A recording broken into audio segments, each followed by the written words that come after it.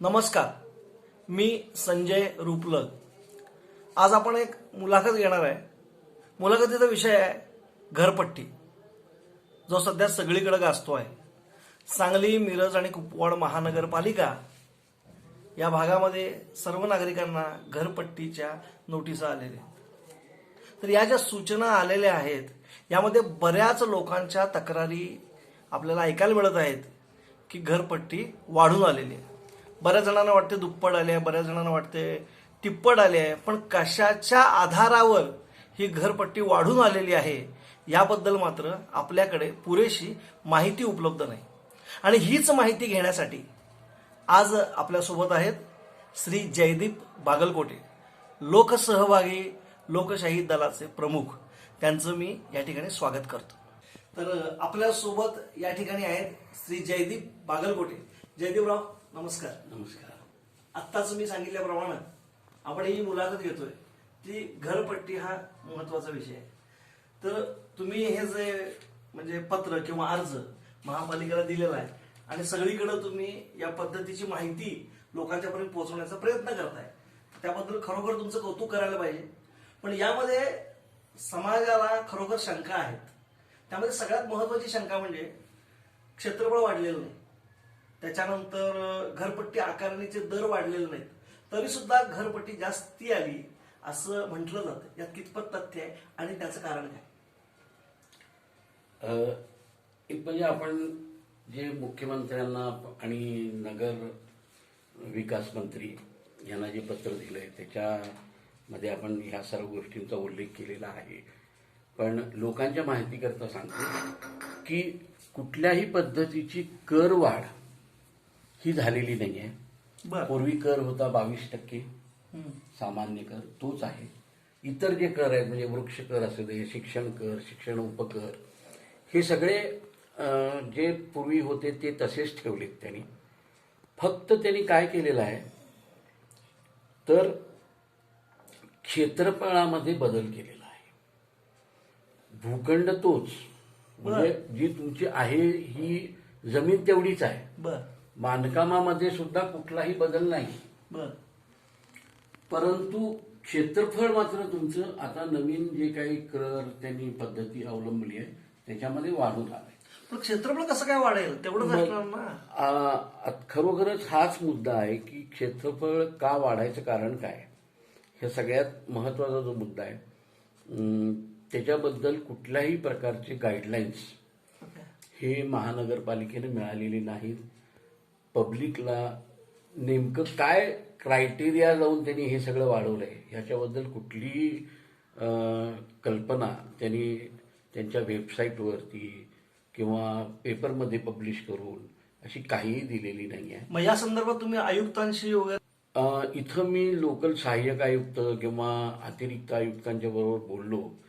त्यांना मी रिक्वेस्ट केली की तुम्ही निदान जे तुमचं संकेतस्थळ आहे त्याच्यावरती जे टेरिफ आहे, कर दर पत्रक ज्याला आपण मराठीत म्हणू, ते निदान पब्लिश करा. आणि तुम्ही कुठल्या अधिसूचनेच्या अधिकारात किंवा कुठल्या अधिनियमाच्या अधिकारामध्ये हे सगळं केलेलं आहे त्याची तुम्ही आम्हाला नीट माहिती द्यायला पाहिजे. आम्हाला म्हणजे आमच्या सांगली, मिरज, कुपवाड महानगरपालिका क्षेत्रातल्या ज्या ज्या मालक किंवा प्रॉपर्टी धारक आहेत त्यांना या सगळ्या गोष्टींची माहिती द्यायला पाहिजे.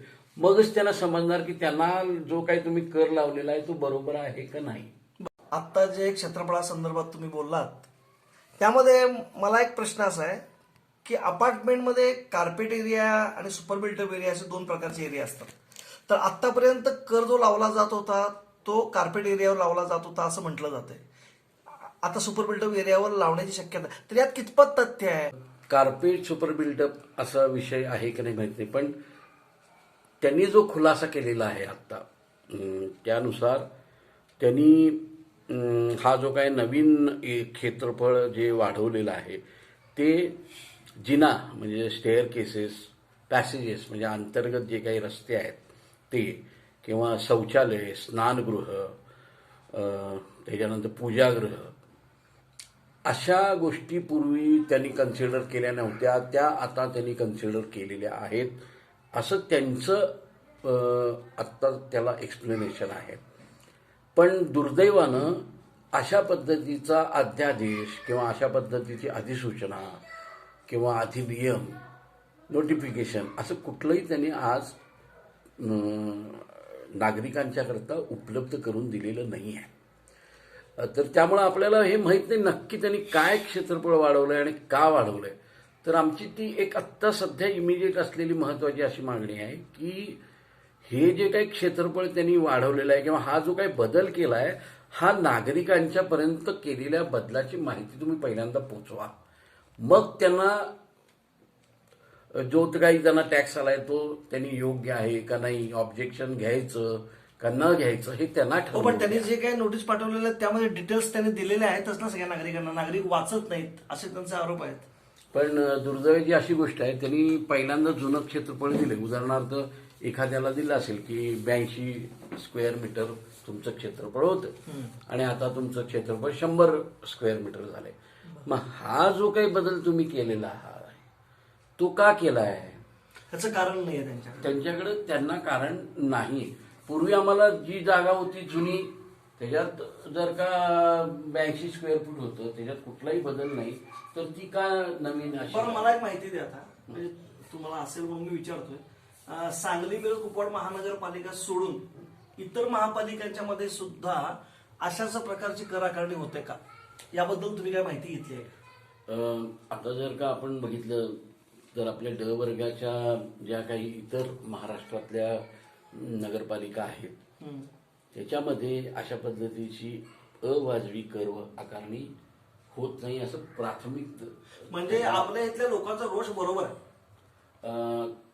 मी पूर्णपणे या गोष्टीची सहमत नाही आहे. कारण त्याचं महत्वाचं कारण असं आहे की काही ठिकाणी आपल्याकडे जी कर प्रणाली आहे ती जास्त इतर लोकांच्या पेक्षा सुटसुटीत आहे. इतर नगरपालिकांमध्ये त्यांचे एक वेगळे प्रश्न आहेत. बरं, आता महत्वाचा मुद्दा मला जो असं वाटतोय तो म्हणजे आता कर वाढलेला आहे, सगळीकडे घरपट्टी वाढली म्हणून, पण काही ठिकाणी डिप्रिसिएशन जे झाले आणि काही ठिकाणी घरपट्टी कमी सुद्धा आलेली असं ऐकायला मिळतंय. ते कितपत तथ्य आहे? त्याच्यात असं झालेलं म्हणजे यात आहे. कितपत तथ्य आहे? नाही अगदी बरोबर आहे तुमचं. तर त्यांनी आता उदाहरणार्थ तुमचं रेसिडेन्शियल आहे म्हणजे ज्याला आपण निवासी म्हणतो त्या निवासीचा जो डोबल रेट आहे तो 7 रुपये 50 पैसे आहे. बरं, म्हणजे आता जनरली आपल्याकडे RCC बिल्डिंग आहेत त्याचा 7 रुपये 50 पैसे आहे. पण तीच जर का तुमची इमारत ही फार जुनी असेल 2006 सालची 5 सालची तर तो 7 रुपये तर त्यांनी न लावता तो 3.5 रुपयेच लावलाय. किंवा म्हणजे एक्झॅक्टली 3.5 असं मला आता लक्षात नाही आहे कारण दुर्दैवानं त्यांनी ती जी काय झोन वाईज टेरिफ जी आहे ते उपलब्ध करून दिलेलं नाही आहे. पण डिप्रिशिएशन कन्सिडर केलं असावं असं त्याच्यावरून दिसतंय कारण त्यांनी कॉलम टाकलेला आहे की तुमच्या इमारतीचं वय किती साली बांधलेली इमारत आहे त्यानुसार त्यांनी अभ्यास करून तसं का म्हणतात. आता एक आपण थोडक्यात आवरूया मुलाखत. सगळ्यात महत्वाचं लोकांनी काय केलं पाहिजे आणि महापालिकेचा रिस्पॉन्स यासाठी काय आहे? सगळ्यात महत्वाची गोष्ट लोकांनी आपला जो काही कर आहे तो खरोखरच अवाजवी किंवा अयोग्य आहे का ह्याची एक माहिती करून घेतली पाहिजे. एक नाही, कर वाढला म्हणलं की तो अवाजवी झाला असं लोकांना वाटतंच ना. दुर्दैवानं तसं वाटत जरी असलं तरी आता 20 वर्षापूर्वी रिव्हिजन झाली.